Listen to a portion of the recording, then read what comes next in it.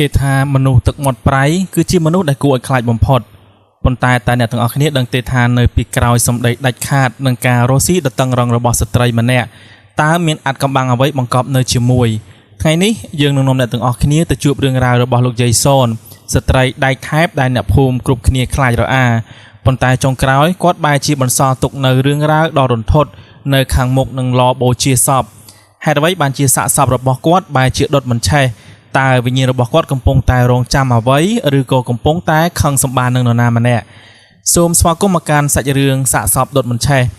មុននឹងចូលទៅដល់សាច់រឿងសូមបងប្អូនទាំងអស់គ្នាជួយចុច Subscribe Like និង Share ជាពិសេសជួយដាក់រូបកណ្ដឹងម្នាក់មួយផងដើម្បីទទួលបាននៅវីដេអូថ្មីបន្តទៀតយើងខ្ញុំសូមបញ្ជាក់ផងដែរថាសាច់រឿងខ្លះត្រូវបានសរសេរឡើងជាការកំសាន្តតែប៉ុណ្ណោះពួកយើងគ្មានចេតនាធ្វើប៉ះពាល់ដល់សង្គមឡើយទាំងហេតុការណ៍សាច់រឿងនិងពេលវេលាសុទ្ធតែត្រូវបានសរសេរឡើងជាឧទាហរណ៍សូមបងប្អូនទាំងអស់គ្នាទស្សនាដោយប្រើវិចារណញ្ញាណខ្យល់កម្ដៅថ្ងៃដ៏ហួតហែងនាពេលរសៀលនៅក្នុងភូមិជីក្រុងភ្នំពេញយាយសូនកំពុងតែអង្គុយនៅលើកៅអីផ្ដៅភ្នែកទាំងគូសម្លឹងមើលទៅបញ្ជីបំណុលដែលដាក់នៅលើតុឈើក្រាស់ខ្មឹកយ៉ាងស្ងប់ស្ងាត់ទោះបីជាគាត់ស្លៀកពាក់សាមញ្ញខុសពីសេដ្ឋីដទៃទៀតក៏ដោយប៉ុន្តែអំណាចដែលជះចេញពីកែវភ្នែកនិងទឹកមុខមើងម៉ាត់របស់គាត់បានធ្វើឲ្យអ្នកភូមិទាំងឡាយដែលធ្វើដំណើរមកខ្ចីបុលលុយកាក់មិនហ៊ានសំបីតែងើបមើលមុខចំរបស់គាត់ឡើយនៅក្បែរនោះមានវត្តមានរបស់កូនប្រុសគាត់ដែលមានឈ្មោះថាមេសាជាមនុស្សប្រុសមានមៀតធំមមួនកំពុងតែឈរអោបដៃសម្លឹងមើលទៅបុរសម្នាក់ទៀតដែលកំពុងតែអង្គុយនៅចំពីមុខម្ដាយរបស់គេបុរសជាកូនបំណុលនោះបានព្យាយាមលើកដៃសំពះអង្វរកយាយសុនទាំងទឹកមុខស្លេកស្លាំងដោយសូមពន្យាពេលសងការប្រាក់យឺតយ៉ាវត្រឹមតែ3ថ្ងៃប៉ុណ្ណោះដោយហេតុផលថាម៉ូតូរបស់កូនស្រី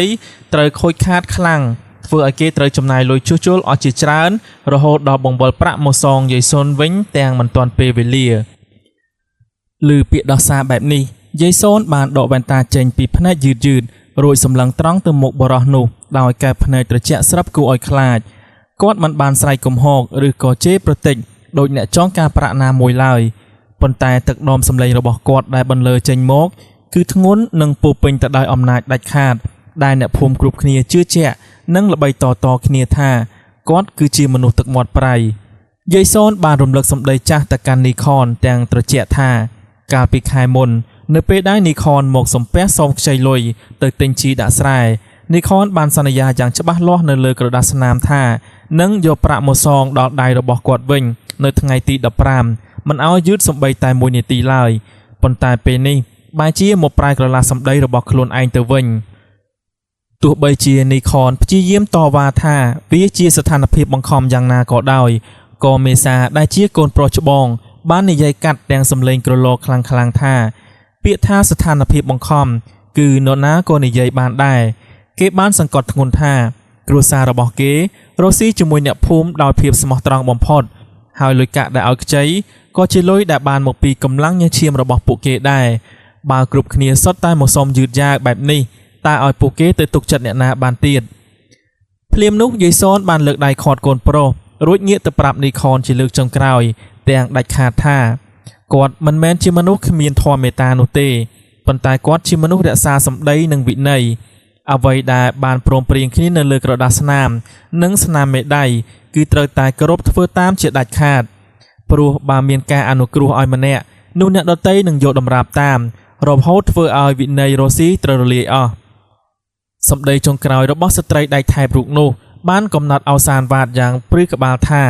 នីខនមានពេលរហូតដល់ម៉ោង5រសៀលថ្ងៃនេះតែប៉ុណ្ណោះបើកាលណាមិនឃើញយកលុយមកសងទេកិច្ចសន្យាផាកពិន័យដ៏ធ្ងន់ធ្ងរដែលនីខនបានផ្តិតមេដៃនឹងត្រូវអនុវត្តភ្លាមដោយគ្មានការយោគយល់ឡើយនីខនបានត្រឹមតែលេបទឹកមាត់ក្អឹកទាំងក្តីបារម្ភរួចលើកដៃសំពះយាយសូនទាំងដៃញ័រទៅត្រើតគេបានឆ្លើយទទួលពាក្យទាំងតក់ស្លុតថាគេនឹងប្រញាប់រត់ទៅខ្ចីបុលប្រាក់ពីបងប្អូនយកមកសងយាយសូនឲ្យទាន់ម៉ោង5រសៀលនេះជាដាច់ខាតព្រោះគេដឹងច្បាស់ថាយាយសូនជាមនុស្សទឹកមាត់ប្រៃនិយាយម៉ាត់ណាគឺមាត់នឹងមិនអាចមាននរណាលេងសើចជាមួយគាត់បានឡើយបន្ទាប់ពីកូនបំណុលបានដើរចាក់ចេញទៅមេសាជាកូនប្រុសច្បងបានទម្លាក់ខ្លួនអង្គុយចុះក្បែរម្ដាយរួចពោលប្រាប់គាត់ទាំងអារម្មណ៍តាក់ទើថាជួនកាលគេមានអារម្មណ៍ថា អ្នកភូមិគ្រប់គ្នាហាក់ដូចជាខ្លាចរអាចំពោះគ្រួសារពួកគេខ្លាំងពេកហើយថែមទាំងលួចនិយាយដើមពីក្រោយខ្នងថាយាយសូនជាមនុស្សស្រីចិត្តកាចនិងកាប់ការប្រាក់ថ្លៃហួសហេតុឮកូនប្រុសពោលបែបនេះយាយសូនបានបញ្ចេញស្នាមញញឹមតិចៗប៉ុន្តែខ្សែភ្នែកទាំងគូរបស់គាត់នៅតែរក្សាភាពរឹងមាំដូចថ្មដាគាត់បានផ្ដាំផ្ញើទៅកូនប្រុសថាក្នុងរបបរស់ស៊ីចងការប្រាក់បើមិនធ្វើខ្លួនឲ្យខ្លាចនិងរក្សាសម្ដីឲ្យដាច់ខាតទេនោះកូនបំណុលនឹងជន់ក្បាលធ្វើបាបមិនខានរីឯប្រាក់ការដែលយកក៏ជាការស្ម័គ្រចិត្តរបស់ពួកគេដែរគ្មានអ្នកណាទៅបង្ខំឡើយអ្វីដែលគាត់ធ្វើហើយអ្វីដែលគាត់ខំប្រឹងធ្វើជាមនុស្សស្រីចិត្តកាចដើម្បីតែការពារទ្រព្យសម្បត្តិនិងដើម្បីសាងអនាគតដ៏ភ្លឺស្វាងសម្រាប់កូនតែប៉ុណ្ណោះស្ត្រីចំណាស់បានងាកកែភ្នែកសម្លឹងទៅទីឆ្ងាយដកដង្ហើមធំទាំងក្តីនឹករលឹកហាក់ដូចជានឹកឃើញដល់កូនប្រុសពៅដែលកំពុងតែរស់នៅឯនាយសមុទ្រពិតណាស់ទោះបីជាស្ត្រីមេម៉ាយរូបនេះមានសម្ដីរឹងរូសដូចដៃថែបនិងមានទឹកមាត់ប្រៃក្នុងរបររស់ស៊ីយ៉ាងណាក៏ដោយប៉ុន្តែនៅក្នុងជំរឿចិត្តរបស់គាត់គឺពោពេញទៅដោយក្តីបារម្ភនិងសេចក្តីស្រឡាញ់ដ៏ធំធេងចំពោះកូនប្រុសទាំងពីរដែលជាកម្លាំងចិត្តតែមួយគត់ក្នុងឆាកជីវិតនៅពេលរាត្រីការឈានចូលមកដល់ភាពស្ងប់ស្ងាត់បានគ្របដណ្ដប់ពេញផ្ទះឈើពីរជាន់យាយសូនតែងតែចំណាយពេលអង្គុយនៅមាត់បង្អួចសម្លឹងមើលរូបថតចាស់ពណ៌ស្រអាប់ដោយក្តីអាឡោះអាល័យនៅក្នុងផ្ទាំងរូបថតនោះគឺជារូបភាពរបស់យុវជនម្នាក់ដែលមានផ្ទៃមុខស្រស់បោះនិងមានស្នាមញញឹមយ៉ាងស្រស់ស្រាយនោះគឺជាមករាកូនប្រុសពៅដែលបានចាក់ចែងពីមាតុភូមិទៅធ្វើការលំបាកលំបិននៅប្រទេសកូរ៉េអស់រយៈពេល75ឆ្នាំមកហើយរំពេចនោះសំឡេងទូរស័ព្ទបានបន្លឺឡើងយ៉ាងខ្លាំងកាត់ផ្តាច់ភាពស្ងាត់ជ្រងំនៃរាត្រីកាលយាយសូនស្ទុះវឹងទៅលើកទូរស័ព្ទដៃយ៉ាងលឿនហាក់បីដូចជាគាត់បានអង្គុយរងចាំខ្សែទូរស័ព្ទមួយនេះអស់រយៈពេលរាប់ខែរាប់ឆ្នាំមកហើយគ្រាន់តែបានឮសំឡេងកូនប្រុសពៅភ្លាមទឹកភ្នែករបស់ម្ដាយក៏ស្រាប់តែហូរស្រក់ចុះមកច្រាថ្ពាល់ទាំងក្តីរំភើបគាត់បានសួរដេញដោលកូនដោយក្តីបារម្ភពីសុខទុក្ខម្ហូបអាហារនិងអាកាសធាតុដ៏ត្រជាក់នៅឯប្រទេសនោះមករាបានឆ្លើយតបមកម្ដាយវិញទាំងទឹកដមសំឡេងស្រទន់និងពោលពាក្យផ្អែមល្ហែមថាអាកាសធាតុត្រជាក់យ៉ាងណាក៏មិនស្មើនឹងចិត្តដែលនឹកម្ដាយឡើយព្រមទាំងសួរនាំពីសុខភាពរបស់ម្ដាយនិងសកម្មភាពរបស់បងប្រុសច្បងដោយក្តីបារម្ភបន្ទាប់មកមករាក៏បានទម្លាយដំណឹងល្អដល់ធំធេងមួយដែលធ្វើឲ្យយាយសូនស្ទើរតែទប់ចិត្តមិនបានគេបានប្រាប់ម្ដាយថាកិច្ចសន្យាការងាររបស់គេជិតដល់ទីបញ្ចប់ហើយរូបគេសន្សំប្រកាសបានមួយដុំធំហើយថែមទាំងបានកក់សម្បត្តិយន្តហោះរួចរាល់អស់ហើយនៅខែក្រោយនេះគេនឹងធ្វើដំណើរត្រឡប់មកជួបជុំគ្រួសារវិញកូនប្រុសពៅបានបដិញ្ញាចិត្តថាគេលែងចង់ឲ្យម្ដាយរស់នៅនឿយហត់ហាថ្ងៃហាខ្យល់ក្នុងរបរចងការប្រាក់ទៀតហើយរូបគេនឹងយកប្រាក់កាសទាំងនោះមកបង្កើតអាជីវកម្មផ្ទាល់ខ្លួននៅទីក្រុងជាមួយនឹងបងមេសាដើម្បីបាននៅមើលថែចិត្តដិតនិងបម្រើម្ដាយជារៀងរាល់ថ្ងៃយាយសូនបានស្ងាត់មាត់មួយសន្ទុះធំទឹកភ្នែកដែលគាត់ខំប្រឹងទប់មកជាយូរខែឆ្នាំបានស្រក់ហូរចុះមកច្រាថ្ពាល់ដល់ជ្រាវជ្រួញដោយវ័យជរាគាត់បានសួរដេញដោលកូនប្រុសពៅទាំងក្តីរំភើបញាប់ញ័រព្រោះតែចង់ដឹងឲ្យច្បាស់ថាកូននឹងត្រឡប់មកវិញពិតដែរឬទេក្នុងចិត្តជាម្ដាយគាត់មិនប្រាថ្នាចង់បានមាសប្រាក់សក្ការៈអ្វី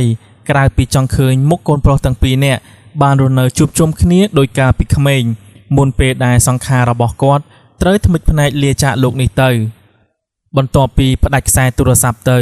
យាយសូនហាក់ដូចជាមានកម្លាំងចិត្តប្លែកខុសពីធម្មតាគាត់បានងាកទៅប្រាប់មេសាដែលកំពុងតែអង្គុយនៅក្បែរនោះទាំងទឹកមុខស្រស់បំព្រងនិងពោពេញទៅដោយស្នាមញញឹមថាកូនពៅចិត្តធ្វើដំណើរមកផ្ទះវិញហើយថែមទាំងមកជួយរស់ស៊ីទៀតផងនាទីនោះភារៈដ៏ធ្ងន់ធ្ងរដែលស្ត្រីមេម៉ាយរូបនេះបានលីសែងយ៉ាងហត់នឿយម្នាក់ឯងតាំងពីស្វាមីបានចែកឋានទៅហាក់ដូចជាចិត្តដល់ពេលដែលគាត់ត្រូវដាក់ចុះពីលើស្មាហើយ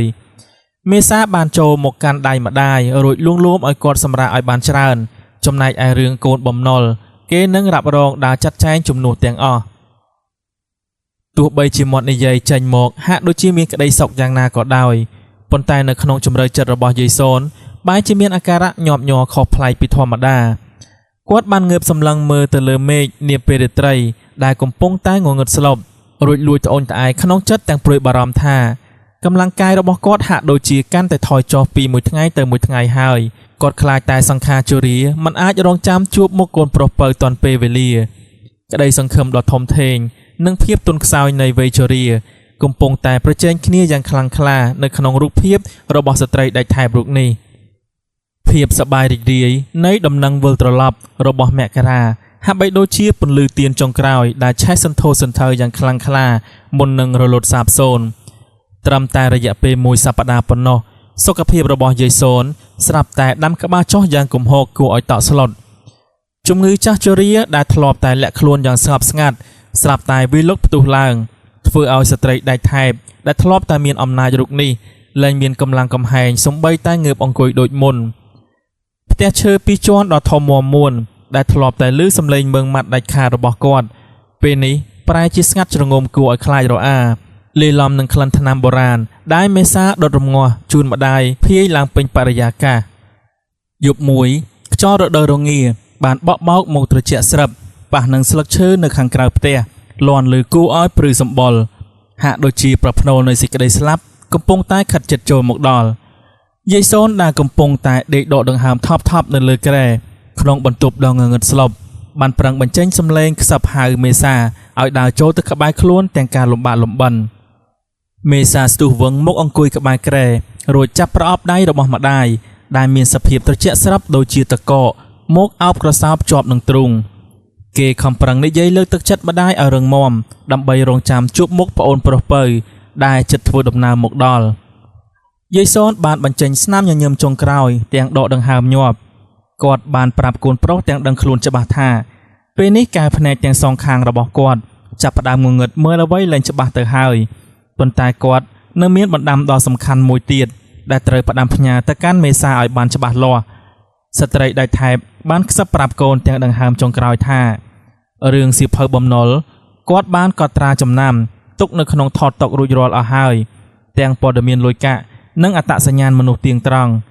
ប៉ុន្តែរឿងរ៉ាវដែលសំខាន់បំផុតក្នុងឆាកជីវិតនិងជាអាត់កំបាំងងងឹតនៅពេលនេះវាមិនមែនត្រឹមតែរឿងទ្រព្យសម្បត្តិឬរឿងមាសប្រាក់នោះឡើយយាយសូនបានប្រមូលកម្លាំងចុងក្រោយទាញប្រអប់ដៃរបស់មេសាឲ្យមកខិតជិតមាត់របស់គាត់រួចចាប់ផ្ដើមខ្សឹបប្រាប់ពីលក្ខខណ្ឌដ៏អាត់កំបាំងនិងគួរឲ្យព្រឺក្បាលបំផុតគាត់បានផ្ដាំថានៅពេលដែលគាត់ដាច់ដង្ហើមទៅទោះបីជាមករាធ្វើដំណើរមកមិនទាន់ពេលវេលាក៏ដោយក៏មេសាត្រូវតែរៀបចំពិធីបុណ្យសពតាមប្រពៃណីភ្លាមដោយមិនត្រូវបង្អង់យូរឡើយអ្វីដែលគួរឲ្យតក់ស្លុតជាងនេះទៅទៀតនោះគឺស្ត្រីដែលថែបរូបនេះបានបញ្ជាក់យ៉ាងដាច់អហង្ការថាដល់ថ្ងៃបូជាទោះជាកូនប្រុសពៅមកដល់ឬមិនទាន់ក៏ត្រូវតែបញ្ជាឲ្យគេដុតសពរបស់គាត់ទៅតាមម៉ោងកំណត់ដែលអាចារ្យដេញវេលាឲ្យជាដាច់ខាតនិយាយដល់ត្រឹមនេះយាយសូនក៏ចាប់ផ្ដើមដកដង្ហើមវែងគាត់លែងមានកម្លាំងកំហែងនឹងវិចារតទៅទៀតហើយប៉ុន្តែភ្នែកទាំងសងខាងរបស់គាត់នៅតែបើកក្រឡង់សម្លឹងត្រង់ទៅកាន់ទ្វារបន្ទប់ហាក់ដូចជាកំពុងតែទន្ទឹងរង់ចាំមើលរូបរាងកូនប្រុសពៅដើរចូលមករំពេចនោះកម្លាំងធម្មពលដែលធ្លាប់តែមាននៅក្នុងកាយក៏បានរលាយសាបសូន្យទៅតាមខ្យល់ដង្ហើមចុងក្រោយបិទបញ្ចប់ជីវិតស្ត្រីដេកថែបក្នុងវ័យ72ឆ្នាំបន្សល់ទុកត្រឹមតែពាក្យបណ្ដាំដ៏ចម្លែកនិងភាពអាត់កំបាំងដែលធ្វើឲ្យមេសាអង្គុយទ្រហោយំម្នាក់ឯងក្នុងភាពងងឹតស្លុបសពរបស់លោកយាយសូនត្រូវបានតម្កល់នៅក្នុងមឈូសឈើឆ្លាក់យ៉ាងប្រណិតនៅកណ្ដាលផ្ទះឈើពីរជាន់ដ៏ធំមាំមួនសំឡេងតន្ត្រីពិណពាទ្យចាប់ផ្ដើមបន្លឺឡើងក្រហឹមរងំពេញបរិយាកាសបង្កើតបានជាបរិយាកាសដ៏សោកសៅស្រងេះស្រងោចនិងគួរឲ្យព្រឺក្បាលជាពន់ពេកមេសាក្នុងសម្លៀកបំពាក់កាន់ទុកពណ៌សដើរចុះដើរឡើងចាត់ចែងការងារក្នុងពិធីបុណ្យមិនឈប់ឈរដើម្បីទទួលភ្ញៀវកិត្តិយសនិងពួកកូនបំណុលទាំងឡាយដែលបាននាំគ្នាចូលរួមពិធីបុណ្យទាំងកោតខ្លាចនិងសង្ស័យគ្រប់គ្នានៅក្នុងចំណោមវងមនុស្សអ្នកភូមិបានលួចខ្សឹបខ្សៀវគ្នាទាំងភ័យខ្លាចរអាសូម្បីតែស្លាប់បាត់បង់ជីវិតទៅហើយក៏យាយសូននៅតែជាអំណាចធ្វើឲ្យគេខ្លាចញញើតដែរឯមេសាវិញក៏មានចិត្តកាចមើងម៉ាត់ដូចជាម្ដាយគេបេះបិទជាមួយគ្នានោះអ្នកភូមិខ្លះទៀតក៏បានលបជជែកគ្នាពីរឿងមករាដែលកំពុងតែជួបប្រទះនឹងបញ្ហាឯកសារនៅឯព្រលានយន្តហោះធ្វើឲ្យគេមិនអាចធ្វើដំណើរមកមើលមុខម្ដាយជាលើកចុងក្រោយទាន់ពេលវេលាបូជាឡើយដែលតាមជំនឿបុរាណចាស់ជឿថាបើកូនមិនបានឃើញមុខម្ដាយពេលស្លាប់ វិញ្ញាណដែលបានចែកឋានទៅនឹងពិបាកចាប់ជាតិខ្លាំងណាស់ឬពាក្យសម្ដីខ្សឹបខ្សៀវមិនល្អទាំងនោះមេសាបានត្រឹមតែដកដង្ហើមធំទាំងក្តីកង្វល់គេបានដើរទៅជ្រុងម្ខាងនៃផ្ទះរួចទាញទូរស័ព្ទតាក់ទងទៅប្អូនប្រពៅភ្លាមខ្សែទូរស័ព្ទពីម្ខាងទៀតបន្លឺឡើងនៅសំឡេងយំសោកបោកប្រានខូចចិត្តស្ទើរតែឈួតរបស់មករាលីឡំនឹងសំឡេងប្រកាសព័ត៌មានអាកាសចររំខានឡូឡាពេញប្រលានយន្តហោះមករាបានប្រាប់បងប្រុសទាំងទឹកភ្នែកថាគេកំពុងតែជួបបញ្ហាឯកសារធ្ងន់ធ្ងរថែមទាំងជើងយន្តហោះត្រូវពន្យាពេលដោយសារតែអាកាសធាតុអាក្រក់ទៀតធ្វើឲ្យគេមិនអាចឡើងយន្តហោះមកបានឡើយទោះបីជាគេខំប្រឹងលុតជង្គង់អង្វរកគេយ៉ាងណាក៏ដោយកូនប្រពៅបានអង្វរឲ្យបងប្រុសជួយប្រាប់ម្ដាយឲ្យជួយរងចាំរូបគេផងមេសាបានត្រឹមតែឈរណែនដើមទ្រូងនៅរាត្រីចុងក្រោយបង្អស់មុនថ្ងៃរៀបចំពិធីបូជាសពភាពស្ងប់ស្ងាត់បានគ្របដណ្ដប់ពេញផ្ទះឈើចាស់ព្រោះតែមានមេសាម្នាក់គត់ដែលកំពុងតែអង្គុយយាមកាមក្បែរមឈូសរបស់ម្ដាយទាំងកណ្ដាលអាធ្រាត្រពន្លឺទៀនដែលជិតនឹងរលត់ទៅហើយនោះបានបាញ់ជះពន្លឺព្រំទៅលើផ្ទាំងរូបថតរបស់យេស៊ូនបង្កើតបានជាស្រមោលអ៊ូអាប់គួរឲ្យខ្លាចរំពេចនោះធូបដែលដោតនៅចំពោះមុខរូបថតសពស្រាប់តែឆាបឆេះសន្ធោសន្ធៅយ៉ាងខ្លាំងខុសពីធម្មតាលីឡំនឹងខ្យល់ត្រជាក់ស្រិបបក់បោកមកប៉ះចំមឈូសឈើលាន់យ៉ាងខ្លាំងដូចជាមានម្រាមដៃមនុស្សមកទះចិញ្ចាំងមឈូសអញ្ចឹងដែរមេសាស្ទុះក្រោកឈរទាំងក្តីតក់ស្លុតគេបានបោះចំហៀនដើរទៅក្បែរមឈូសរួចខ្សឹបប្រាប់ទៅកាន់វិញ្ញាណរបស់ម្ដាយទាំងទឹកភ្នែកថាមករាកំពុងតែជាប់គាំងនៅព្រលានយន្តហោះគេចង់ជួបមុខម្ដាយខ្លាំងណាស់ហេតុនេះសូមម្ដាយកុំខឹងសម្បានឹងប្អូនអីប៉ុន្តែក្នុងខណៈដែលគេកំពុងតែខ្សឹបអង្វរកនោះមេសាស្រាប់តែមានអារម្មណ៍យ៉ាងចម្លែកថាមានកែបភ្នែកកំពុងតែសម្លឹងមកចំរូបគេចេញពីចន្លោះប្រហោងនៃមឈូសងងឹតស្លុបនោះភាពត្រជាក់ស្រាប់បានលូនកាត់ឆ្អឹងខ្នងរបស់គេភ្លាមធ្វើឲ្យគេនឹកឃើញដល់ពាក្យបណ្ដាំដល់ព្រឺក្បាលរបស់ម្ដាយថ្ងៃបូជាសពពិតប្រាកដក៏បានឈានចូលមកដល់មេឃានៅក្នុងភូមិទាំងមូលបានប្រែទៅជាស្រអាប់បាត់បាំងដោយផ្ទៃពពកពណ៌ខ្មៅហាក់ដូចជាកំពុងតែចូលរួមសម្ដែងក្តីសោកសៅចំពោះពិធីបុណ្យក្បួនដង្ហែសពរបស់អ្នកស្រីសូនត្រូវបានធ្វើដំណើរយឺតចូលមកកាន់បរិវេណវត្តអារាមលីឡំនឹងសំឡេងតន្ត្រីពិណពាទ្យដែលបន្លឺឡើងយ៉ាងក្រហមរងំគួរឲ្យព្រឺក្បាលអ្នកភូមិរាប់រយនាក់បាននាំគ្នាមកជួបជុំយ៉ាងកុះករខ្លះមកចូលរួមដោយក្តីគោរពស្រឡាញ់ឯខ្លះទៀតមកព្រោះចង់ដឹងនិងចង់ឃើញពីពិធីបុណ្យសពរបស់ស្ត្រីទឹកមាត់ប្រៃម្នាក់នេះតែប៉ុណ្ណោះនៅពេលដែលមឈូសឈើប្រណិតត្រូវបានរុញបញ្ចូលទៅក្នុងឡបូជាមេសាបានត្រឹមតែឈរនៅខាងមុខឡទាំងទឹកមុខមាំទាំប៉ុន្តែនៅក្នុងជំរឿចិត្តរបស់គេវិញគឺកំពុងតែញាប់ញ័រយ៉ាងខ្លាំងក្លាគេបានដកទូរស័ព្ទមកពិនិត្យមើលម៉ោងជាលើកចុងក្រោយពេលនេះគឺម៉ោង 4 រសៀលទៅហើយប៉ុន្តែវត្តមានរបស់មករានៅតែបាត់ឈឹងគ្មានស្រមោលវេលាបូជាក៏បានមកដល់តាមការកំណត់ភ្លើងបានឆាប់ឆេះរោរៀលយ៉ាងខ្លាំងក្លាអណ្ដាតភ្លើងពណ៌ក្រហមច្រាលបានលេបត្របាក់គំនោអស់និងជញ្ជាំងមឈូសផ្នែកខាងក្រៅយ៉ាងលឿនធ្វើឲ្យអ្នកភូមិគ្រប់គ្នាប្រញាប់លើកដៃសំពះឧទ្ទិសកុសលប៉ុន្តែហេតុការណ៍ដែលមិនគួរឲ្យជឿនិងរន្ធត់បំផុតបានកើតឡើងចំពោះមុខមនុស្សរាប់រយនាក់អ្នកភូមិចាប់ផ្ដើមស្រែកច្របូកច្របល់គ្នាទាំងក្តីរន្ធត់ព្រោះតែអណ្ដាតភ្លើងដ៏ក្តៅគគុកទាំងនោះឆេះបំផ្លាញបានត្រឹមតែគំនោអស់តែប៉ុណ្ណោះប៉ុន្តែសម្រាប់រូបរាងមឈូសនៅខាងក្នុងនិងរាងកាយសាកសពរបស់យេស៊ូនគឺមិនមានរងការឆេះឆាបសំបីតែបន្តិចឡើយគ្រប់គ្នាបានត្រឹមតែឈរស្រឡាំងកាំងព្រោះរាល់ពេលដែលអណ្ដាតភ្លើងដ៏សន្ធោសន្ធៅបក់បោកទៅប៉ះនឹងសាកសពយេស៊ូនវាក៏ប្រញាប់បែរក្បាលចេញរួចរលត់សាបសូន្យទៅវិញភ្លាមហាក់ដូចជាមានរបាំងអរូបកំពុងតែតាមជួយការពាររូបរាងកាយនោះអញ្ចឹងទោះបីជាអាចារ្យភ្លុកប្រឹងចាក់បន្ថែមប្រេងរាប់សិបលីត្រក៏សាកសពរបស់យេស៊ូននៅតែមានសភាពស្រស់ថ្លាមិនរងកម្ដៅរលាកសូម្បីតែមួយជំរាកសាច់ទស្សនភាពដ៏ចម្លែកនេះបានធ្វើឲ្យលោកអាចារ្យប្រញាប់ដើរមកប្រាប់មេសាទាំងញ័រខ្លួននិងមានញើសហូរជោគផ្ទៃមុខថាតាំងពីដើមមកគាត់មិនដែលជួបរឿងចម្លែកបែបនេះទេភ្លើងក្តៅដល់ថ្នាក់ឆេះក្តារមឈូសតែដុតសពមិនឆេះបែបនេះឡើយសម្ដីរបស់លោកអាចារ្យបានសង្កត់ធ្ងន់ទាំងមានប្រផ្នូលថាវិញ្ញាណរបស់យេស៊ូនគឺច្បាស់ជាកំពុងតែមានចិត្តដក់ជាប់នឹងពាក្យសន្យាឬកំពុងតែទន្ទឹងរង់ចាំការមកដល់របស់មនុស្សម្នាក់ដោយមិនព្រមលះបង់រូបកាយរបស់គាត់ចោលជាដាច់ខាត មេសាបានត្រាំតែឈរញ័រទៅត្រើតនៅចំពោះមុខភ្នក់ភ្លើងដ៏ក្តៅគគុកក្នុងខួរក្បាលរបស់គេស្រាប់តែលេចលឺនៅបណ្ដាំចុងក្រោយរបស់ម្ដាយសាជាថ្មី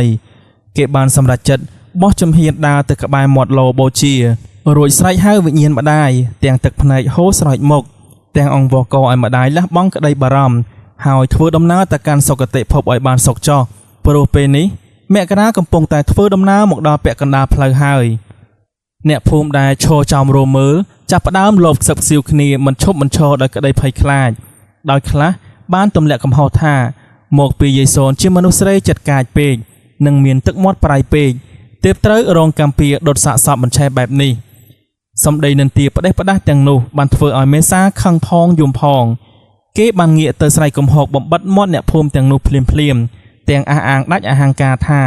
ម្ដាយរបស់គេមិនមែនរងកម្មពៀអ្វីឡើយប៉ុន្តែគាត់គ្រាន់តែដេកចាំមកកូនប្រុសពៅគាត់តែប៉ុណ្ណោះមេសាដឹងច្បាស់ក្នុងចិត្តថានេះមិនមែនជាផលកម្មអាក្រក់អ្វីឡើយប៉ុន្តែវាគឺជាចំណងអាល័យរបស់ម្ដាយដែលបានប្រើប្រាស់កម្លាំងវិញ្ញាណដ៏រឹងមាំចុងក្រោយរបស់ខ្លួនមកទប់ទល់នឹងអំណាចភ្លើងសិលដើម្បីរងចាំមើលមុខកូនប្រុសពៅជាលើកចុងក្រោយបង្អស់ព្រោះនៅលើโลกនេះភ្លើងក្តៅដល់កម្រិតណាក៏មិនអាចរំលាយរូបកាយសាកសពបានដែរប្រសិនបើចិត្តរបស់ម្ចាស់សពនៅតែមានក្តីបារម្ភនិងមិនព្រមលះបង់ចេញពីទ្រូងគ្រប់គ្នាបានត្រឹមតែឈរស្រឡាំងកាំងមើលអណ្ដាតភ្លើងដែលឆេះសន្ធោសន្ធៅទៅជាមុខៈក្នុងខណៈពេលដែលនាឡិកាកំពុងតែដើរទៅមុខយ៉ាងតានតឹងបំផុតរំពេចនោះសំឡេងម៉ាស៊ីនឡានតាក់ស៊ីមួយគ្រឿងស្រាប់តែបើកមកជន់ហ្វ្រាំងយ៉ាងខ្លាំងនៅមុខខ្លោងទ្វារវត្តឬសូថាក្រឺតទ្វារឡានបានរបើកឡើងរួចមានយុវជនម្នាក់ក្នុងសម្លៀកបំពាក់ធ្វើដំណើរជិតឈឹងកាន់កាបូបរត់សម្ដៅមកកាន់ឡបូជាទាំងសម្រែកយំសោកបោកប្រានយ៉ាងខ្លាំងសូម្បីតែអ្នកភូមិដែលឈរចំរមើលក៏ប្រញាប់បើកផ្លូវឲ្យគេរត់ចូលទៅខាងក្នុងដែរ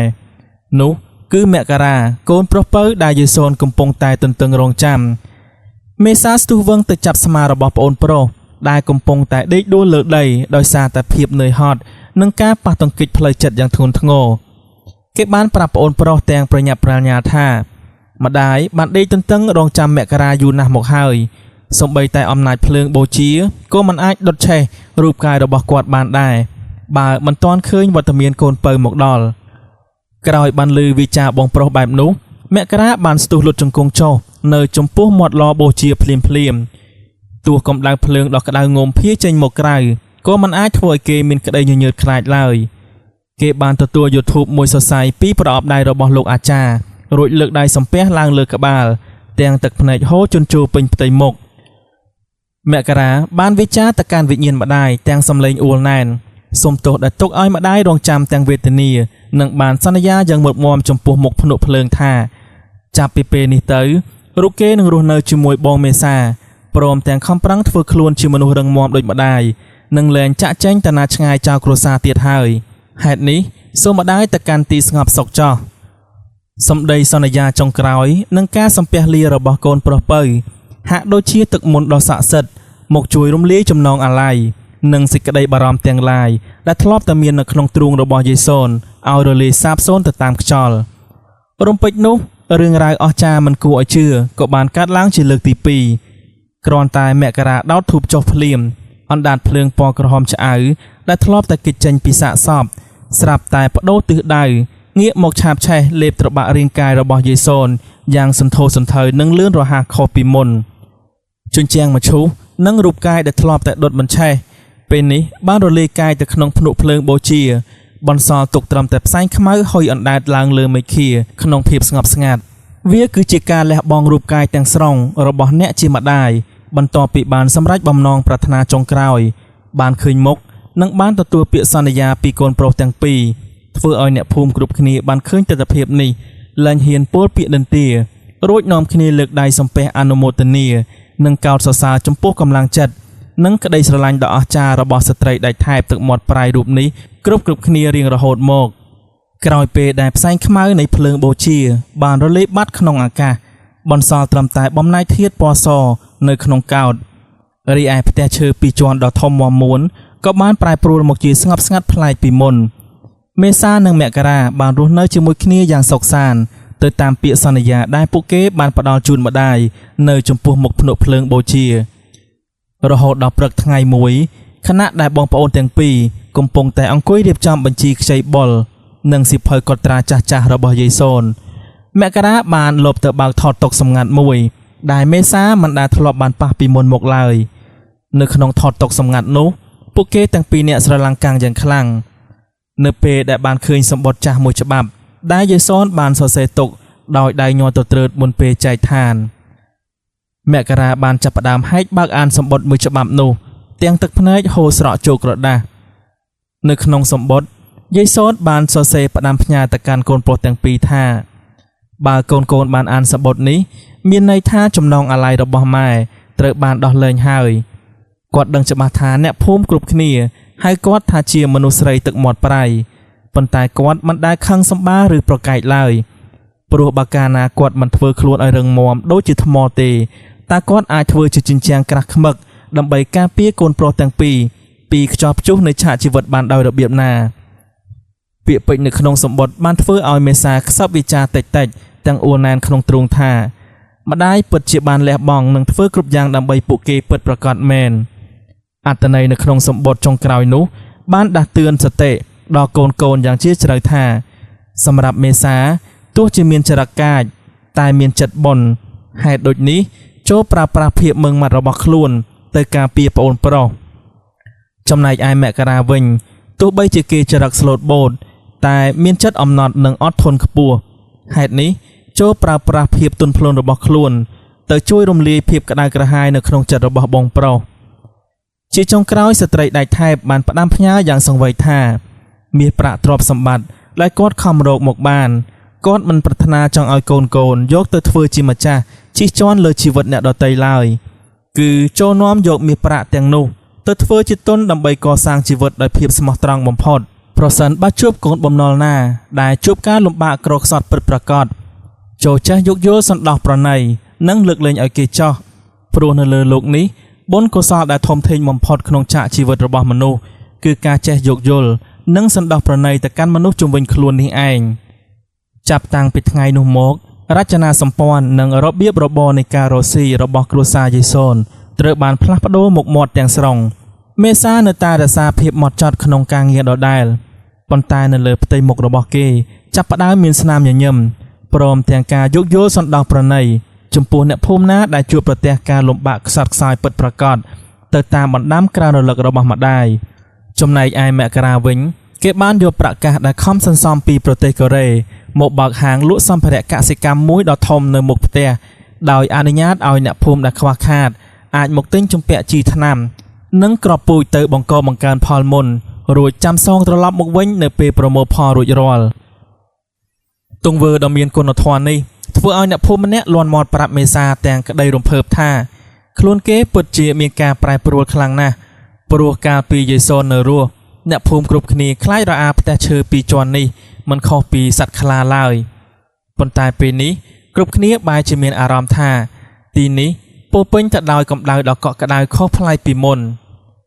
ឮពាក្យសរសើរបែបនេះមេសាបានបញ្ចេញស្នាមញញឹមរួចតបទៅវិញទាំងមោទនភាពថាទាំងអស់នេះគឺជាការព្រានប្រដៅរបស់ម្ដាយព្រោះគាត់បានផ្ដាំថាទឹកមាត់ប្រៃគឺដើម្បីឲ្យគេកោតតែចិត្តសន្តោសគឺដើម្បីឲ្យគេស្រឡាញ់ជារៀងរាល់ថ្ងៃនៅពេលប្រលប់ឲ្យទៅដល់វេលាដែលបងប្អូនទាំងពីរនាក់អង្គុយទទួលទានបាយជុំគ្នាពួកគេជានិច្ចកាលតែងតែដួសបាយសម្លយកទៅតម្កល់នៅកន្លែងដែលយាយសូធ្លាប់អង្គុយការពីលើកមុនទោះបីជាពេលនេះតុបាយនោះលែងមានវត្តមានរូបកាយរបស់ម្ដាយក៏ដោយប៉ុន្តែនៅក្នុងជំរឿចិត្តកូនទាំងពីរពួកគេតែងតែមានអារម្មណ៍យ៉ាងច្បាស់ថាដួងវិញ្ញាណរបស់យាយសូនកំពុងតែអង្គុយញញឹមមើលភាពជោគជ័យនិងសេចក្តីស្រឡាញ់សាមគ្គីគ្នារបស់កូនពីលើមេឃមកជានិច្ចនិរន្តរ៍ពិតណាស់មេរៀនជីវិតដ៏ធំធេងដែលយាយសូនបានបន្សល់ទុកឲ្យកូនចៅជំនាន់ក្រោយវាមិនមែនជាមាសប្រាក់កេរ្តិ៍ឈ្មោះដ៏គួរដូចភ្នំនោះឡើយប៉ុន្តែវាគឺជាមរតកបញ្ញាដ៏មានតម្លៃឥតគណនាដែលបង្រៀនឲ្យកូនចេះស្គាល់ពីតម្លៃនៃពាក្យសន្យាស្គាល់ពីភាពរឹងមាំក្នុងការតស៊ូជំនះរាល់ឧបសគ្គនិងការចេះស្រឡាញ់ថែរក្សាបងប្អូនកុំឲ្យដាច់អាល័យពីគ្នាទោះបីស្ថិតក្នុងកលៈទេសៈណាក៏ដោយពេលនេះយាយសូនបានធ្វើដំណើរទៅកាន់សុគតិភពដោយសុខសាន្តនិងអស់អាល័យហើយ ប៉ុន្តែមរតកបញ្ញានៃភាពរឹងមាំនិងចិត្តសន្តោសប្រណីដែលគាត់បានបន្សល់ទុកនៅតែបន្តរស់រានមានជីវិតយ៉ាងរស់រវើកនៅក្នុងដួងចិត្តនិងការចងចាំរបស់កូនប្រុសទាំងពីរនាក់ក៏ដូចជាអ្នកភូមិគ្រប់រូបជារៀងរហូតទៅរឿងរ៉ាវសាកសពដុតមិនឆេះត្រូវបានបញ្ចប់ត្រឹមនេះខ្ញុំបាទសូមថ្លែងអំណរគុណយ៉ាងជ្រាលជ្រៅចំពោះបងប្អូនប្រិយមិត្តទាំងអស់សម្រាប់ការចំណាយពេលវេលាតាមដានស្ដាប់តាំងពីដើមរហូតដល់ទីបញ្ចប់បើសិនជាបងប្អូនស្រឡាញ់ពេញចិត្តនិងយល់ថារឿងរ៉ាវមួយនេះមានអត្ថន័យអប់រំសូមកុំភ្លេចជួយចុច like និង share វីដេអូម្នាក់នេះមួយផងសូមអរគុណជួបគ្នានៅវីដេអូក្រោយ